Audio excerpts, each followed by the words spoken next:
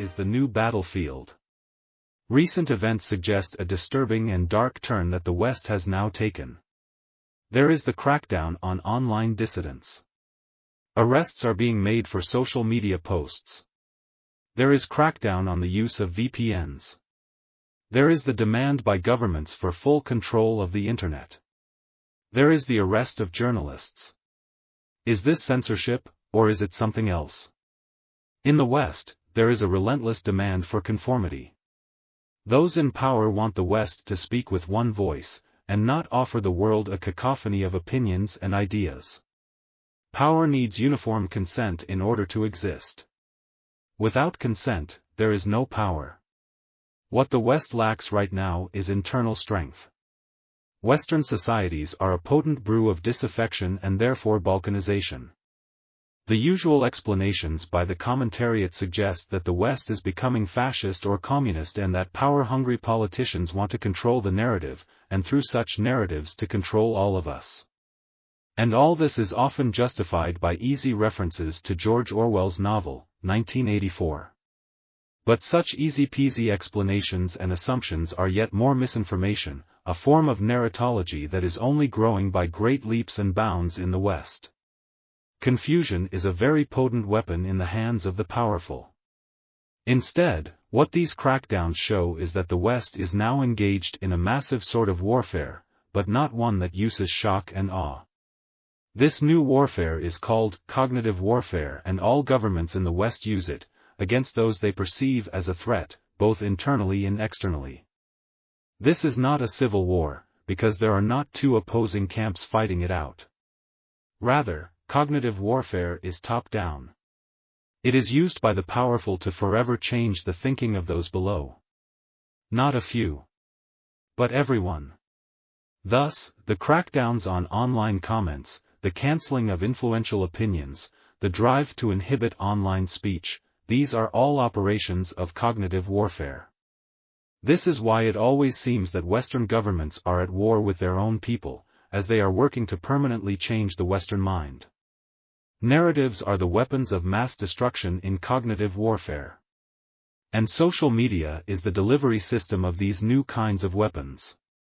This is why both must be carefully calibrated and designed for maximum effect. The term cognitive warfare emerged in military and strategic discussions relatively recently, with its first notable use in the United States dating back to 2017. It describes a form of conflict that manipulates cognitive processes and decision-making through various means, including information and psychological operations. Cognitive warfare involves the use of psychological operations and information manipulation to achieve strategic objectives. It targets the cognitive processes of individuals and groups, aiming to shape perceptions and behaviors in favor of national and power interests. This approach has gained traction as adversaries exploit vulnerabilities in public perception and trust, particularly through social media and other digital platforms, and often blurring the lines between military and non-military operations. Cognitive warfare focuses on influencing and manipulating the perceptions, beliefs, and emotions of individuals and societies, thus making the human mind a central battlefield. Cognitive warfare encompasses three tactics. 1. Psychological operations. These are designed to affect the attitudes and behaviors of target audiences. 2. Information manipulation. This includes the use of misinformation, deepfakes, and social media strategies to shape perceptions and narratives. 3. Whole-of-society manipulation. This approach targets not just military but also civilian populations, aiming to fracture societal cohesion and diminish collective will, against adversarial actions. The strategies employed can range from short-term campaigns to long-term efforts aimed at permanently reshaping societal beliefs and behaviors over decades. Let's look at this in more depth. Cognitive warfare is a strategy that focuses on permanently altering how a target population thinks, and through that how it acts.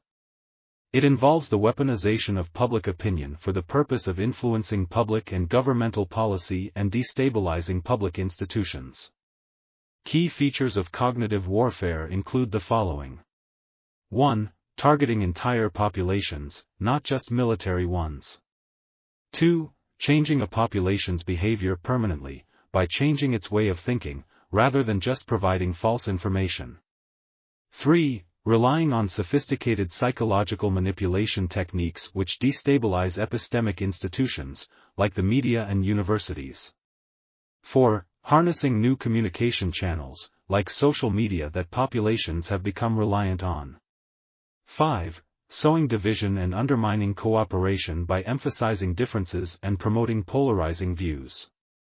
6. Making heavy use of computational propaganda, which is the use of digital technologies, particularly social media, to manipulate public opinion and influence political outcomes. In this way, cognitive warfare seeks to shape reality by changing human judgment, by changing ideas, and affecting the human mind through selective information processing and propagation. The goal is to cause social confusion and demoralization in the general population. Recent technological developments have greatly enhanced the effectiveness of cognitive warfare, including the global expansion of the Internet, rapid spread of social media, and emergence of artificial intelligence for creating deepfakes, and the overcoming of language barriers. The purpose of cognitive warfare is to win without fighting. It is conquest without bloodshed. And a complete conquest it is, because the mind is completely transformed to favor those undertaking this new warfare. Thus, cognitive warfare represents a significant evolution in the nature of conflict, emphasizing the importance of psychological and informational dominance in achieving strategic goals. Most importantly, cognitive warfare is not a war for your mind. Rather, it is the transformation of your mind into a battlefield. This is not about convincing you, nor about simply altering your behavior for short-term gain. It is to change your mind forever.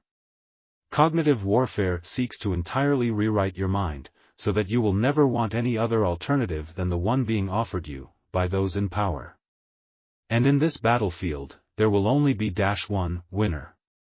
And it will not be you, or so hope those in power. Because those in power need a new man, a new human being. Man made in their own image. Their hope is that cognitive warfare will deliver them a humanity that will have nothing and be mindlessly happy, always. Which means that everything that we consider normal and good, must be changed. Therefore, the prospects for ordinary human life and happiness are indeed very dark. Every time you use social media, how much of your mind is being rewritten and changed forever? What sort of human being are you becoming? Your mind is the new battlefield. How will you defend yourself?